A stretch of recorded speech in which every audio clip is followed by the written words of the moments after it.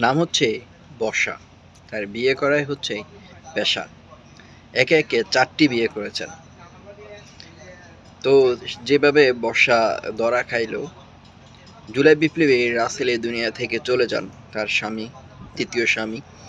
তো সেই টাকার অনুদান চেয়ে শাশুড়ির কাছে যখন জুলাই বিপ্লবী সাজেদা আলম সহ জুলাই বিপ্লবী যারা এই দুনিয়া থেকে বিদায় হয়েছেন তাদেরকে আর্থিক অনুদান দিচ্ছেন, তখন সে দেখে টিভিতে, তখন তার চতুর্থ স্বামীর কাছে সে ডিভোর্স চায় যে টাকার জন্য। তারপর ওই যে রাসেলের মার কাছ থেকে ফোন দিয়ে টাকা চায় যে আমাকে টাকা দেওয়ার জন্য, স্বামীর বাগ আর কি। তো এটি সামাজিক যোগাযোগ মাধ্যমে যখনই ভাইরাল হয় তখনই তার বেড়ে আসে এক এক কাণ্ড। তো সে যতজনের কাছে বিয়ে বসছে সবগুলোর কাছে কুমারিত্ব দাবি করে তার খালতো বোনের জন্ম নিবন্ধন সনদ এটা ব্যবহার করে সে বিয়ে বসেছেন। এই বসার কাজে হয়েছে যে বিয়ে করা নেশা আর কি।